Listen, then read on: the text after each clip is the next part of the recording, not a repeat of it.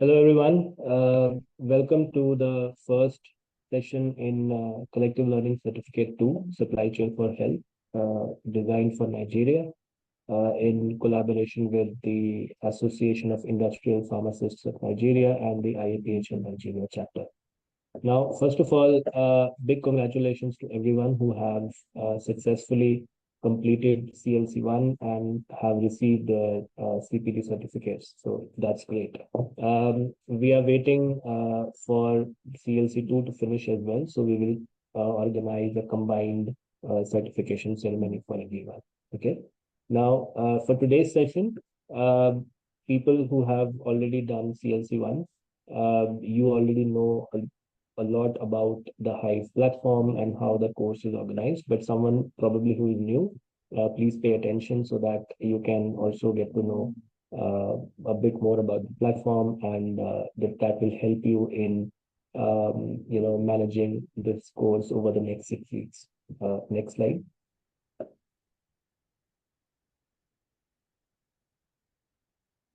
Okay. So in today's course, we will discuss a brief overview of the course. We will discuss who the instructors are. We will also give you an opportunity to introduce yourself, and there is a discussion as well. Okay. Next. Okay. So let's start with a brief overview of this course. So this course is a continuation of CLC1. So anyone who has finished CLC1, you will see that this course starts where CLC1 finished. Anyone who has not completed CLC1 and wanted to start CLC2, that's also fine. You can do CLC1 at a later stage, but this particular course focuses on the enabling supply chain functions, which means not the core operations like forecasting or procurement or warehousing, but what enables all these functions. So functions like quality of products, functions like human resources, financing, data and ELMIS, and managing performance of supply chains, which are very important. And we will discuss at a later stage why these are very important for you to learn as supply chain professionals. Now, again, this course is also organized in over 6 weeks. So over 6 weeks, there is about 24 learning hours. In that way, the course is designed as per European qualifications framework.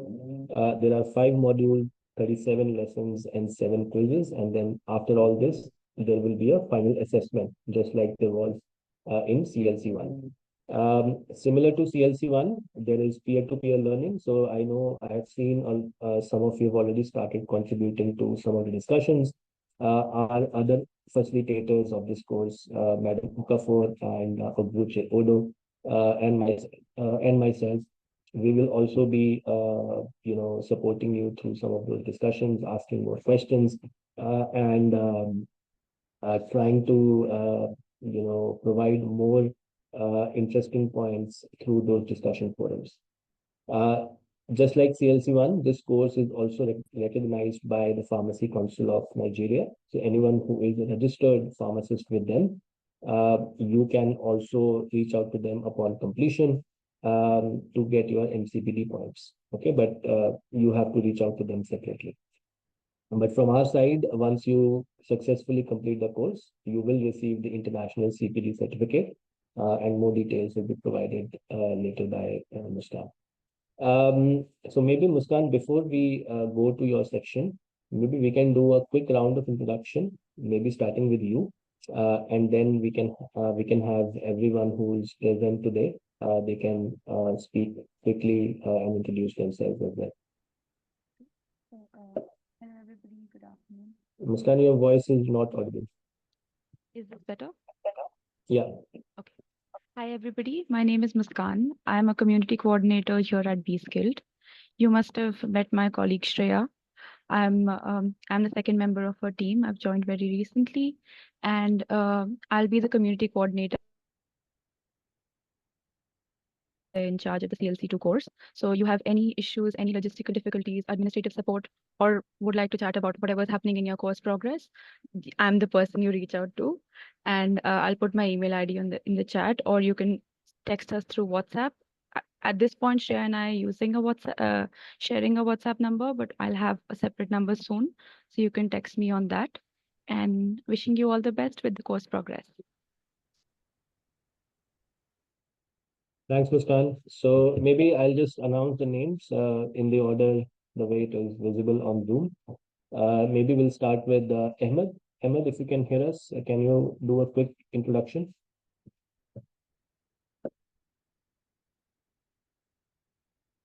Ahmed.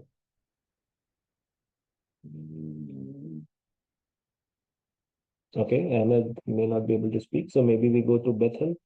Bethel, would you be able to introduce yourself? Thank you, Sanjay. I don't know if you can hear me. Yeah. All right. So my name is Bethel Okeke. I am privileged to be here. I am a chief scholar and a master's student in the University of Bradford, studying logistics and supply chain management. So yeah, I'm really happy to be a part of this program. Thank you. Thank you, Bethel.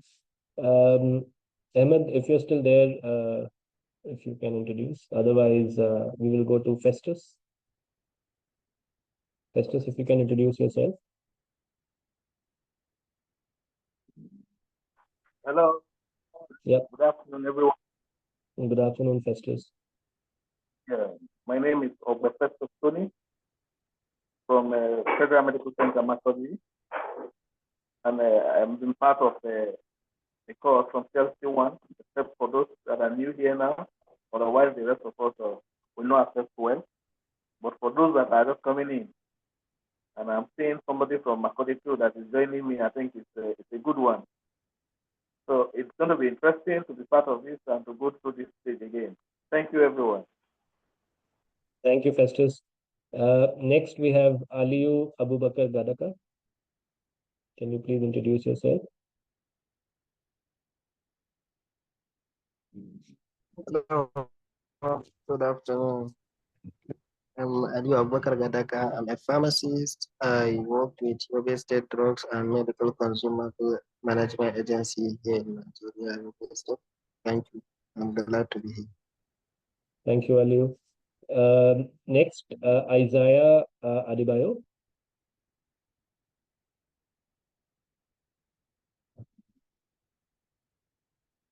Isaiah Adebayo, can you hear us? Okay, maybe not. Next, then, Kasim Muhammad, if you can introduce yourself.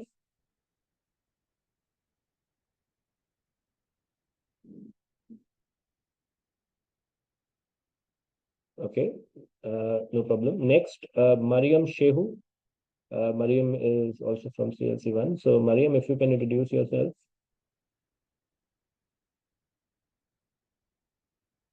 Yeah, it seems a lot of you are having issues with microphones.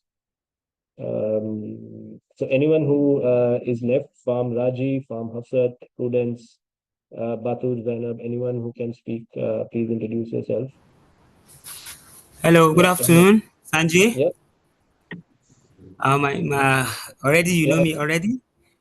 I don't need much introduction. I'm also a pharmacist. I'm also a pharmacist from Nigeria. So thank you for all the support and understanding throughout the process. Thank you. Thank you, Ahmed. Prudence. Good afternoon, everyone. Good afternoon, Prudence. Yeah, I am Ozioko Prudence, a pharmacist as well. I'm happy to join the CLC2 class, and I hope to enjoy it as I did with the CLC1 last year. Yeah. Happy learning to everyone. Prudence. Thank you so much, Prudence. Anyone else whose microphone is working? Yes, Farm Hafsat, please, if you can introduce yourself. Good afternoon. Good afternoon, everyone. I am a pharmacist as well. I'm a superintendent pharmacist in a community pharmacy.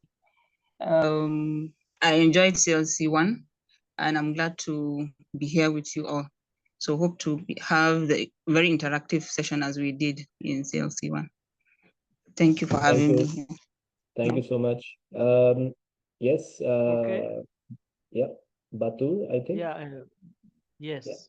Good afternoon, everyone, facilitators and co-participants. I'm joining CL2. I was not part of CL1, and I'm looking forward to a very useful time. I'm already doing logistics and supply chain program elsewhere. So, but when I saw this advert, I felt that there's something about the CL2 enabling functions of logistics supply chain management that I can benefit from. So I'm looking forward to that. Thank you so much.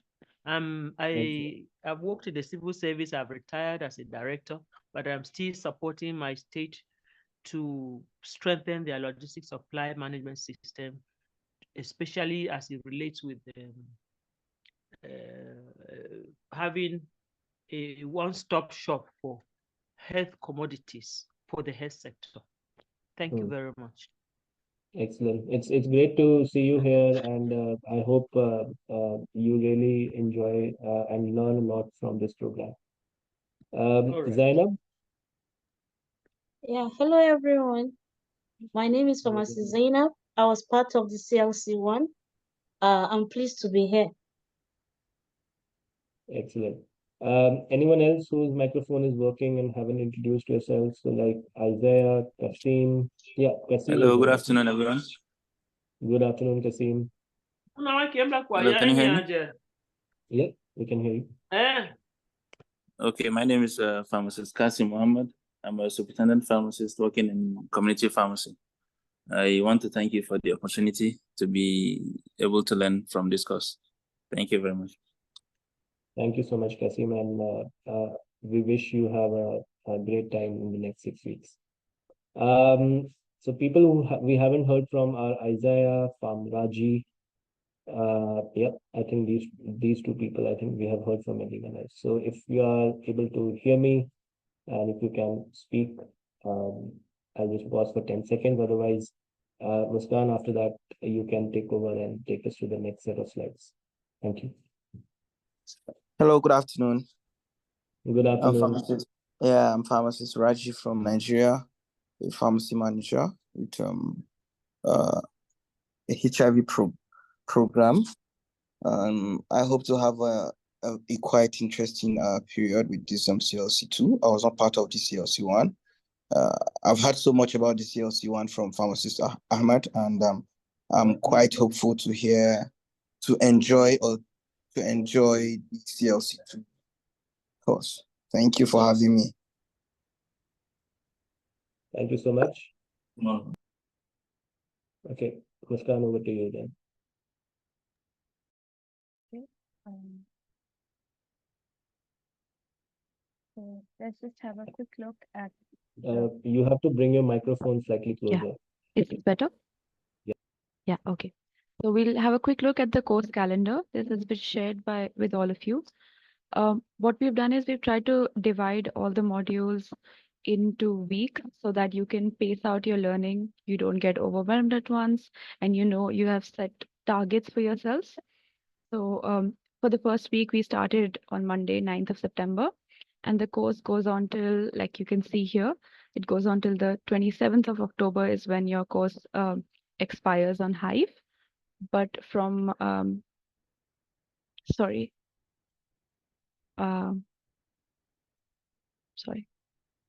just give me a moment. My screen just glitched there. Just bear with me a moment.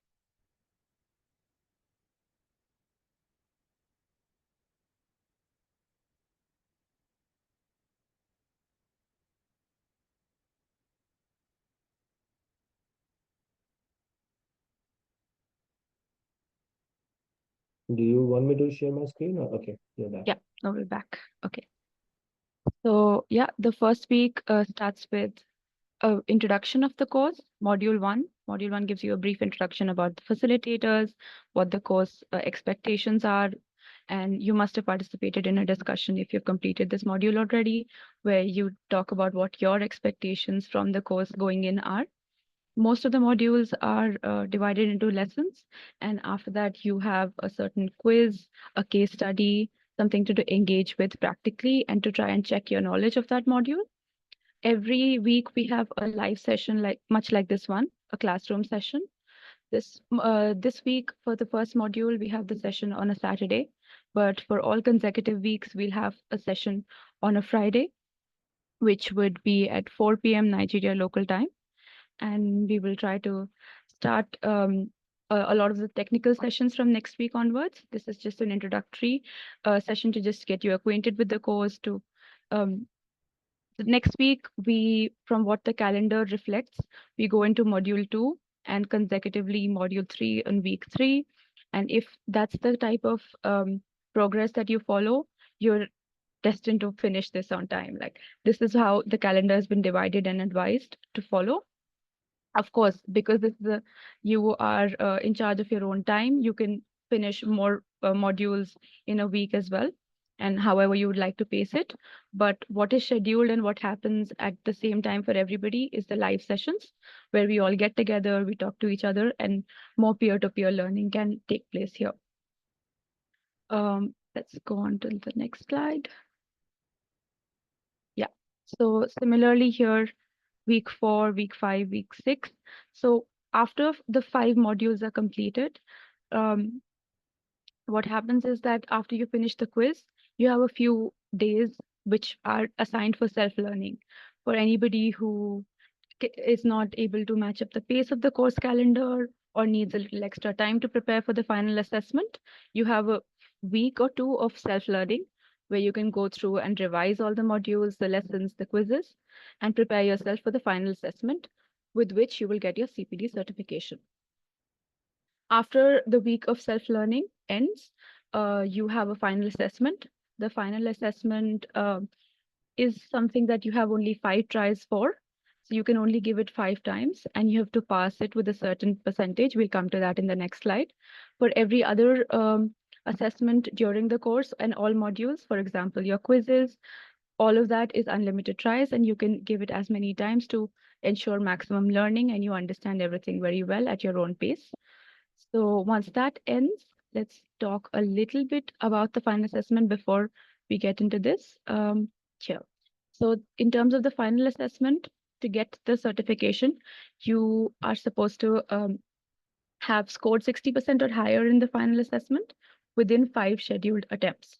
So we recommend that you use that self-learning period that is assigned in the calendar to revise everything very thoroughly and then sit for the final assessment. In terms of the course organization and design, a lot of you have gone through CLC 1, so you're familiar with this. They are divided in, all modules are divided into lessons. We have discussions in a forum. We have quizzes, case studies, and you're also given resource materials that you're highly encouraged to read to ensure maximum learning and you get the maximum out of the course. Of course, much like today and right now, we have weekly live sessions on Zoom, and you have weekly assignments that are scheduled on Sundays, but obviously you're free to do them at any time during whatever feels more comfortable to you. In terms of the certification, once you do complete the course, this is what your certificate will look like. This is very similar to the CLC 1 certification. And of course, you pass the final assessment. And once that happens, this is what you will achieve. And yeah, for everybody, you can go through this slide very carefully because it gives the rules of if you are not able to pass this final assessment within 5 scheduled attempts, which I'm sure won't happen with any of you, but this is just for your information so that you're aware of the consequences. And yeah, if there are any questions, I would take them at this point. Yeah, and just to re-emphasize the last point, the reason why 5 attempts are provided are because this is a mandatory compliance that we have with our certification agency, which is the CPD certification service based out of United Kingdom. So this is the compliance that they have put on us. So if a user does not pass the assessment, we cannot give them the certificate. If we do that, then we will be in non-compliance of the rules that we have agreed. And hence, 5 attempts are given. If you cannot pass it within 5 attempts, and you want more, then there is a penalty. If you can't, then we cannot issue you the CPD certificate. Okay. So if there are any questions, please feel free to ask them.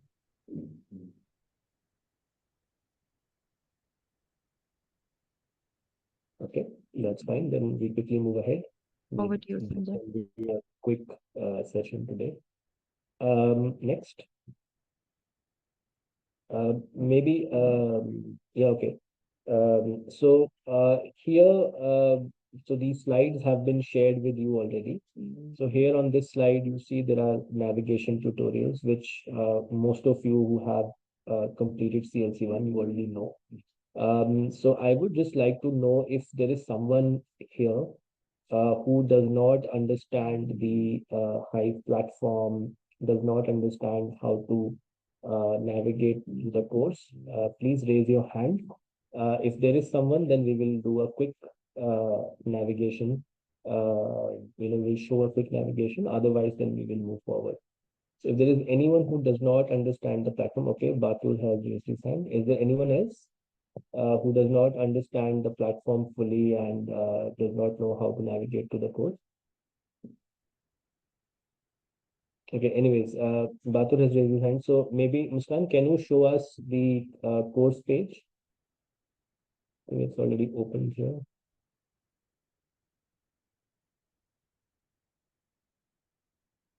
Maybe you can, yeah. So this is the course page, as Muskan is showing on the screen.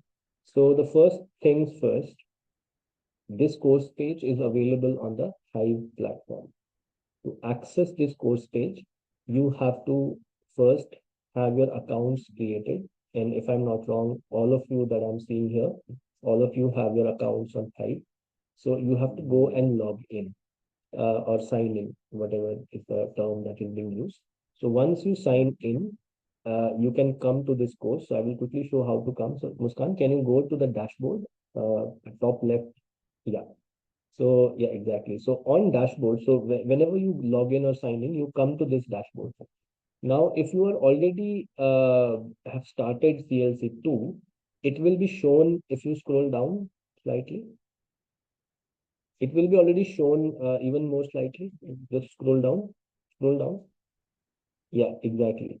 If you see here, pick up where you left off. So if you've already started CLC2, it will start showing here. So you don't have to go anywhere else. You can just go and click on continue course. So if you click on continue course, it will take us to CLC2. So this is the best way of accessing the course. If you have started once, then you can just go on your dashboard and then click continue course. Now say you haven't started the course. So can we again go back to the dashboard? Just click back. Yeah. So let's say you have not started the course, then scroll up. There is a tab here which says online courses or tab on top which says courses. Let's use the tab on top. So courses, go to public health. So because now on our platform, there are other courses as well. So under public health, when you go to the public health courses page, and then you scroll down to the country or regional courses, you will find CLC2 Nigeria. So the fifth one here. So please open this one which says CLC2 Nigeria, because there is a CLC2 FIP supported as well. And you will see that you may have access to that as well. But that is the course is slightly differently arranged than this one. This is the one that you have to, start, which says CLC2 for Nigeria. And then here, once you come here, then you can go to each of the modules. You can start, you're already enrolled. You can go to module, lessons, and everything.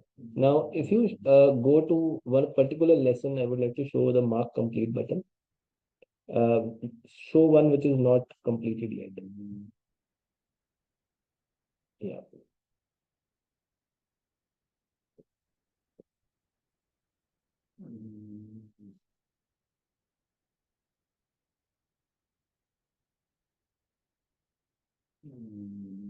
So after you has it not loaded? Yeah.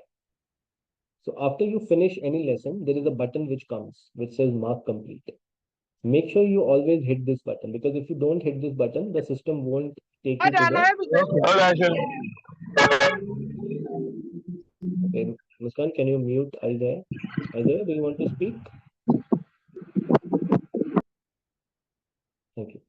Now, if you don't press the mark complete button, the system would not recognize that you have completed that particular lesson. So make sure once you have finished a particular lesson, you click on mark completed. Okay. Now, the other thing that I also want to show is the community.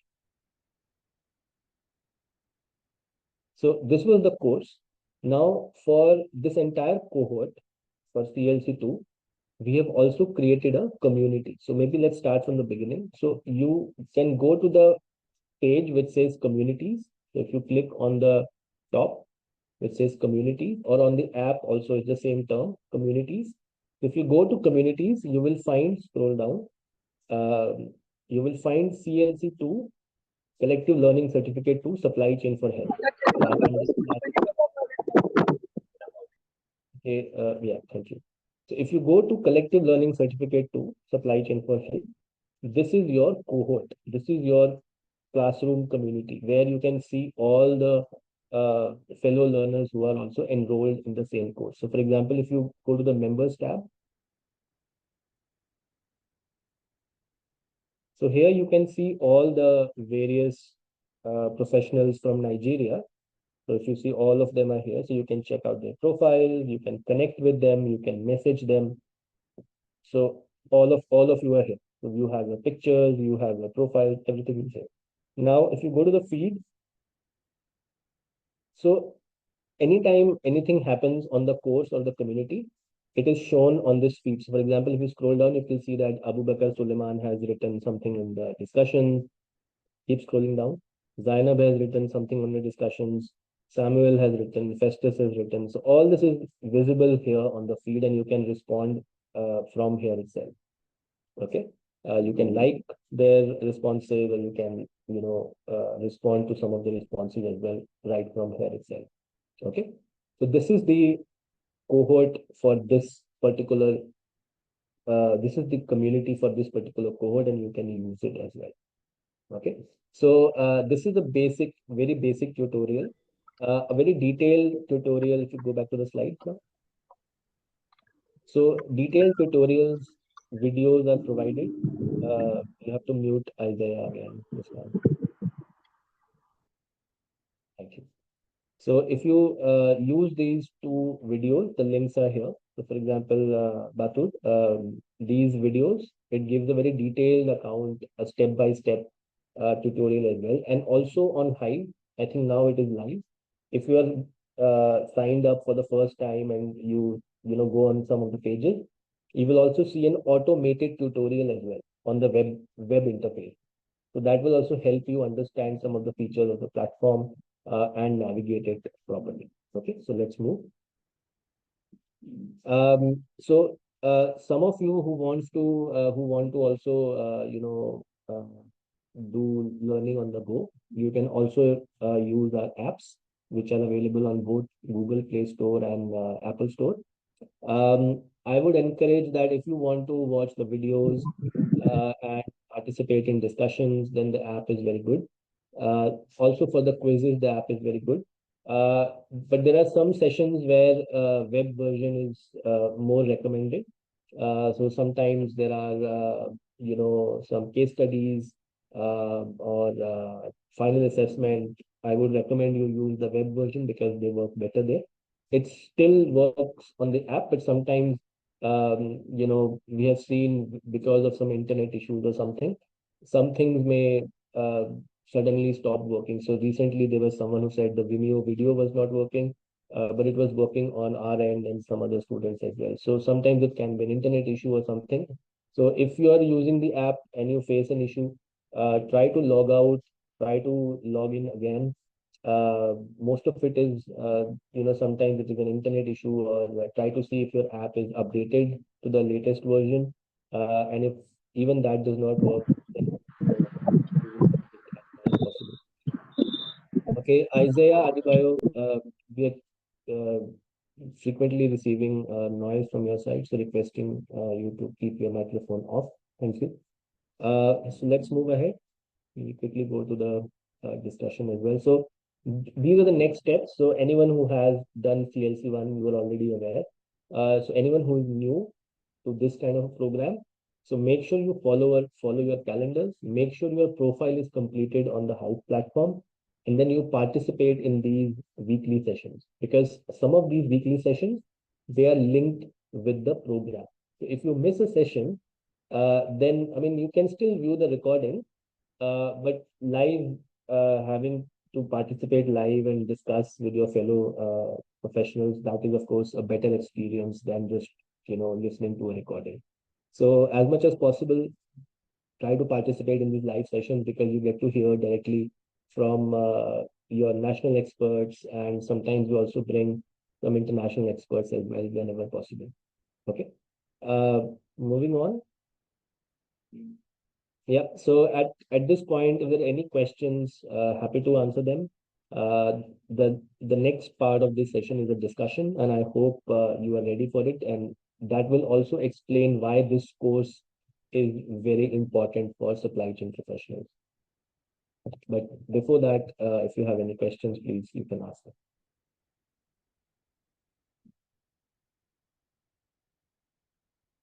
No? All right. So let's move on. Yeah. So there's a question on this slide that you can read.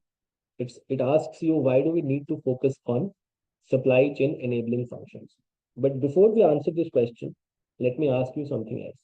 And I hope everyone is listening to me. How many of you who are present today are either managing supply chain at a senior level, so like a supply chain manager at your state or at a country level, like a senior officer or a manager, whether in a public sector or a private sector, or your aim is to become one?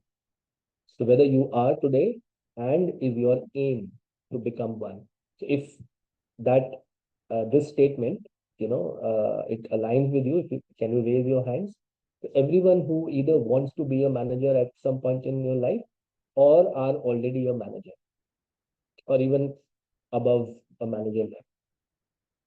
Can you raise your hands, like a show of hands on Zoom, or just say yes on the chat or something? I can repeat my question. So anyone who aims to become a supply chain manager or a senior professional managing supply chains, or already is today, can you raise your hands? Yes, there is one. So it 2, 3, yeah. So all of you, the ones who are not raising, do you not want to be a manager, or maybe you are not today? Yeah, so someone is saying aspiring to be a manager. Yes. So I believe all of you would have that aspiration, that you want to be a senior officer, a senior manager, and managing different supply chains, whether it is a supply chain of a district, of a state, of a private pharmacy, or a chain of pharmacies, or a hospital, or whatever that is. Now, once you become a manager, it is not always about uh, looking into the core operations, because when you're a manager, you're looking at the system as a whole. So at that point, you will not be looking at only, say, forecasting or procurement or warehousing, inventory, or distribution, or custom clearance. You will be looking at everything at the same time. Now, once you start doing that, you will realize that whenever you find a problem in supply chain, most times the origin of those problems, or the root cause of those problems, are somewhere else. They are either linked to people. Uh, yeah, okay. They're either linked to people, the core issues. They are linked with some sort of financing issue, or they are linked to weak capabilities, weak processes, or even absence of certain policies or legislations. And those things are difficult to change. But how do you get to know that these are the core issues? If you don't even know that those functions, which are the supporting or the enabling functions of supply chains, how do they map? How do they work? What is their importance, and what are the implications when these enabling functions don't work properly? You will think that okay, if there is a stock out, the problem is in forecasting. You may fix forecasting, but still there is a stock out. Then you will think, okay, there may be a problem in procurement. You will fix procurement, but still there is a problem. But then if you don't know that sometimes the problems don't lie in the core functions itself, but they lie in the enablers. And hence you have to fix the enablers, the enabling functions in order to fix your supply chain. And this course exactly tells you about this, that what are these enabling functions? What are the implications when they don't work? And what should you, as a supply chain professional, aspiring to be a manager or are managers today, should know, their scope and how they affect your supply chains. This is what this course is about. But let's have a group discussion here, because there are three more sub questions which I want you to answer. The first one is, how does leadership and governance affect supply chain operations? So, for example, Batur has said, I have been a senior manager of supply chain in my state as director of pharmaceutical services. So you are one of the best person to answer this question. So maybe I will fall back to you. Can you tell us and also let everyone know from your experience that how do you think that leadership and governance, it affects supply chain operations? I mean, again, it's not exclusively for you, this question. Anyone else can answer, but I think Batur is probably in the best position to answer this based on his experience.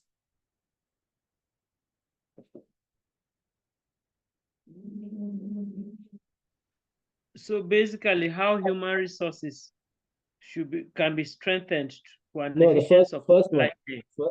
First one, the leadership and leadership governance. and governance. Okay, this is very key in supply chain.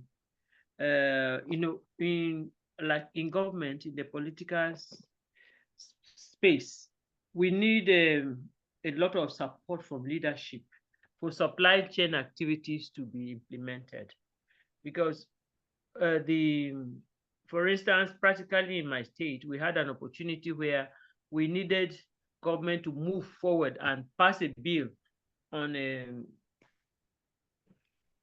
sort of law, facilitate the passage of a law for supply chain. To have a state medical stores that is supported by law, that is an autonomous entity where we can, bring health commodities in and develop systems and processes on effective management and distribution of the commodities. Without effective without the push from government, from the political, the level of commissioner, the state ESCO and the state assembly, it was next to impossible for this to happen. So, but recently, by the grace of God, we were able to get government that was quickly pushed the passage of that law, and we are now in the process of implementing that, and it is this same leadership and governance that will also help us to get that place, get the entity properly established with the structures that are supposed to ensure its effective running, to appoint the relevant personnel, give an enabling environment for training of the relevant staff and all of that. So leadership and governance affect every aspect of supply chain. Without the support from with the proper understanding of the leaders and to get things done, you will know what to do if you are down the line, but you may not be able to make it happen, and it will affect everything. So that's the bit I can say. Somebody else can say something more. Yeah. Thank you so much, Batul. No, I think you've hit all the right points. I will summarize later, but I would also like to hear from other people who are in the session today that how do you think leadership and governance affect your supply chain operations, your basic supply chain operations?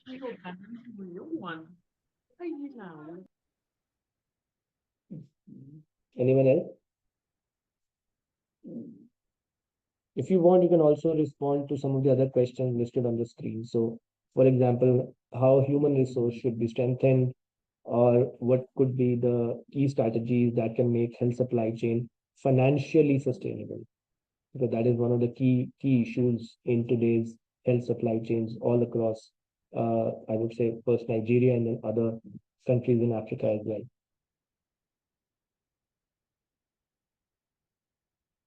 Yeah, anyone?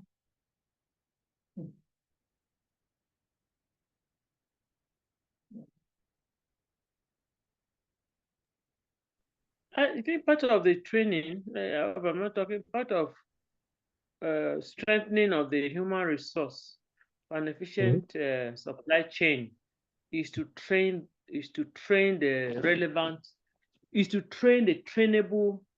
Let me use that word. I will explain.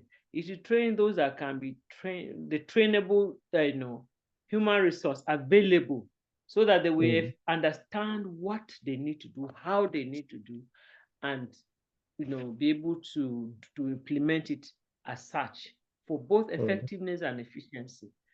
Because there are some people that are not ready. If you discover a human resource is everything, because without the human resource, you cannot even achieve anything. It's people that make things. And so those that are, you can, as a good manager, you'll be able to identify people that, if they are given good training on what they need to do, how they need to do it, they'll be able to put in, things will improve. Such you will be trained and properly motivated to do, for an efficient supply chain system. So training is very key, training and retraining, because sometimes in the process you discover that knowledge is dynamic, it's not static. Sometimes what you know and you have been doing may not work now. So they still need to get training on, the relevant, skills and knowledge, information on how they need to do it to be better. So training and retraining is key. For me, that is part of why I decided to also join the CL2, even though I'm doing another program, logistics supply chain, because I discovered that I need to unlearn some things and learn new things that are more efficient. And so is it with human resource in the supply chain system process. Yeah, no, absolutely correct, Batul. And I would also like to discuss this, and you will learn this in the course, that training is just one aspect of strengthening human resources.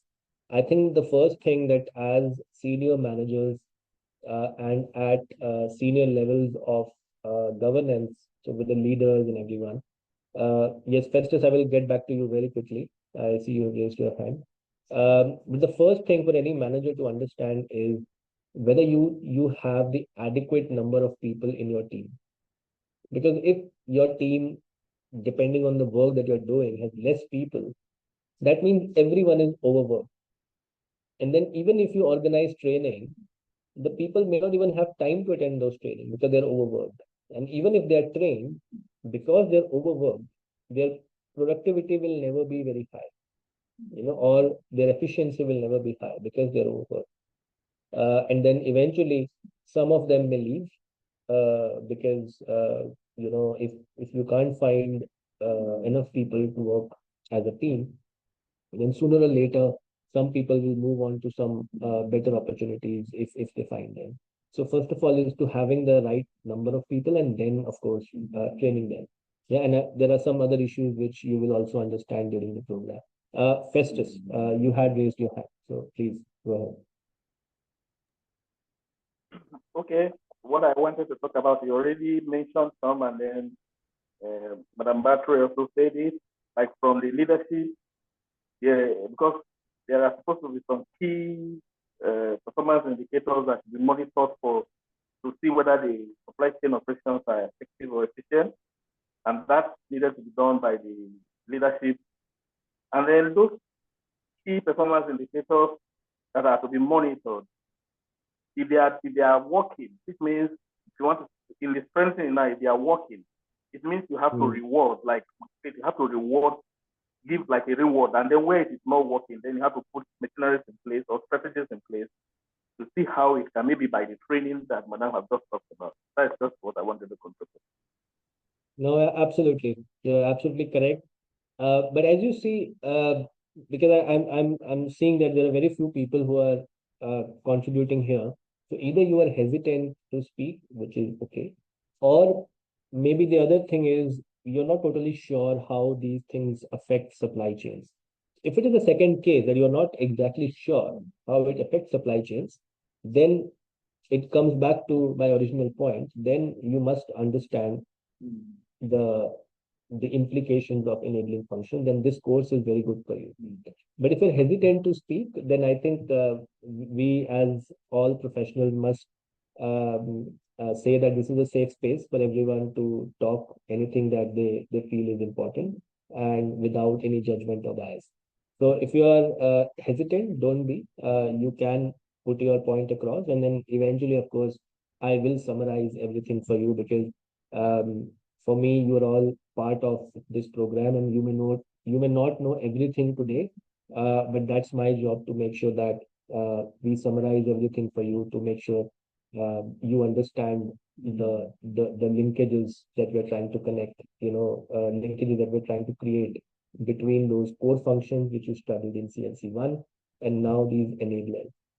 Enablers, there are very few organizations that teach, so you will not find this kind of course anywhere else. Even if you do, it will be very less content within the enablers. But here you will find a lot of content here on leadership, on human resources. I mean, leadership not in terms of leadership course, but to understand how it affects on governance, on financing, on quality assurance, on data management, performance evaluations, a lot of things that you can learn and understand how they impact your supply chains. Okay, so if you're not sure today, then hopefully by the 6th week, I believe you would have a lot of responses to answer these questions. Now, there is a question on financial sustainability if anyone wants to take a crack on that, because in the next 5 to 10 years, as the donor support in Nigeria becomes less and less, this will become a very important issue.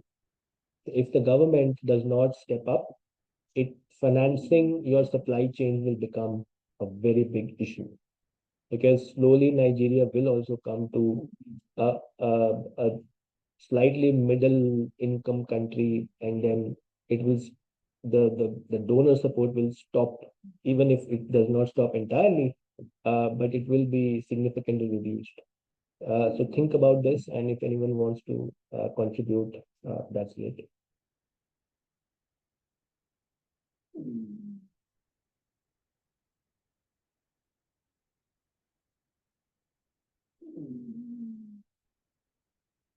Okay, I think these are difficult questions for you today. It's okay. It's a start. So hopefully in the next sessions you will get a bit more confident to contribute. But let me do a quick summary of why these things are important. Okay, Batul, you want to talk about something? So before I do that, please go ahead.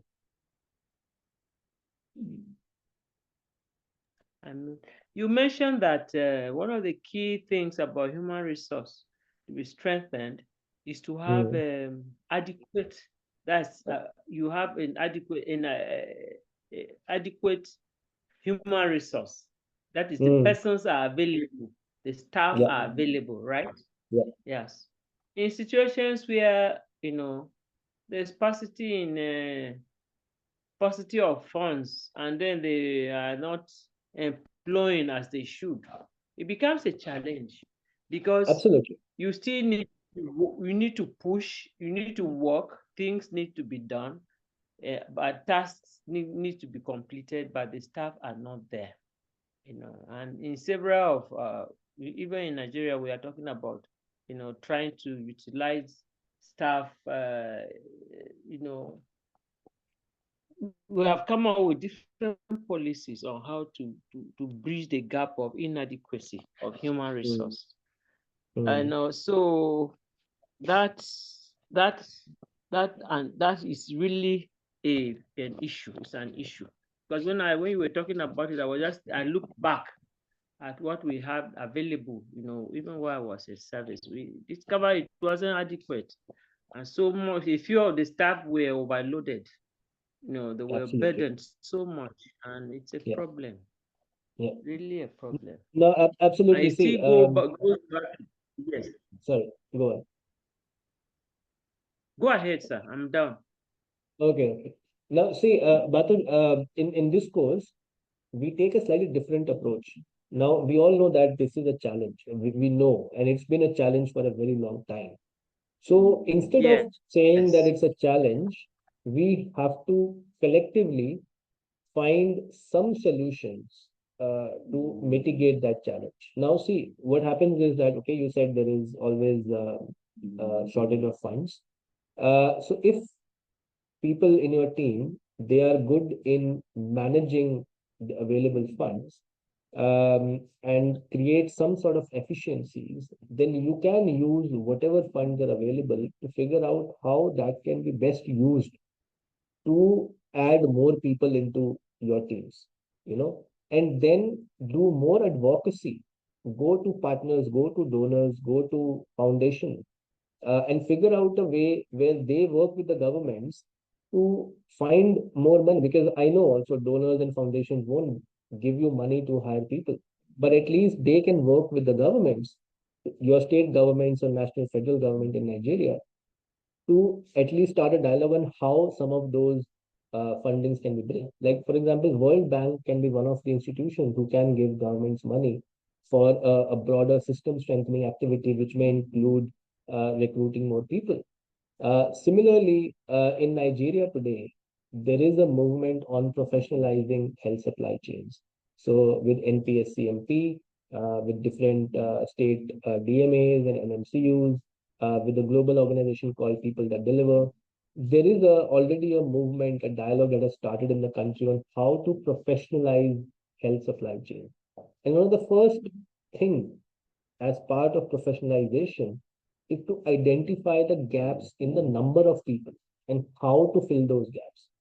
One of the things, of course, is having the correct budget. So there is a lot of things that you can do already. You can advocate, you know, you can advocate for more money and do that repeatedly. Sometimes you will fail, sometimes, you can find. Then you can also try to create efficiency in the budget that is already available, and then allocate part of it to recruit more people. And you have to think how that is doable. And if there is a policy change that is required to that effect, then that has to be advocated as well. So there are always challenges, but there are always solutions. And in this course, our objective is to find those solutions rather than always talk about challenges. And that is the difference that all of you will also have felt when you were doing CLC1, because challenges are always there. We have to figure out how do we, in the best possible way, whatever is available to us, how do we address some of it. We may not be able to address all of it, and maybe within our lifetime we may not be maybe not able to address all of it. But even if you are able to address some of it, then probably you have done your part. Yeah. Now, I saw there is something on the chat. Good procurement strategies will help in financial sustainability. Absolutely, it will. It will. Procurement is one part, but the overall issue of financing has to be discussed more broadly within the governments, with partners, with donors. Donors and governments has to collaborate and work together in understanding. So if I give you a scenario, if next year, say, Global Fund stops giving Nigeria the fund that it gives to purchase medicines of HIV, TB, and malaria, do you think the government will put in money? I'm not sure. So there has to be some sort of a plan already in place. I know this may be beyond your control, but maybe 10 years down the line, you are working as a liaison with Global Fund and with the government. So you may remember that we had discussed you had discussed somewhere that there has to be a plan in motion where if a donor is pulling out some funds in a gradual motion, how can the government step up in that fashion? If you don't do that kind of discussions at the highest possible level, then everything will happen suddenly, and then you become more reactive. So the objective of these courses is to make you proactive managers rather than being reactive managers, because reactive managers, they wait for things to happen and then they act. Proactive managers, they already know that these kind of things may happen, and hence if they happen, what will you do? And this is what the attempt of this course is. Okay, so we will of course talk about these issues in the next session as well, but I just wanted to give you a flavor of what are some of the issues with leadership, governance, human resources, financing, because these are the most important enabler of supply chain. If these things are in place, your supply chains will always be in good condition, if not great. But if these things are not in place properly, then it is difficult to manage supply chains. And that too for a country like Nigeria, where you have state systems, you have federal systems, and even within state, there are also other complexities going down to the LGAs. So as a manager, you must have a full 360-degree understanding of how supply chains work. And once you complete this course, that is what the objective is. Okay. So Muskan, I don't think there is anything else after this. I think that's about it. Yeah. So that's about it.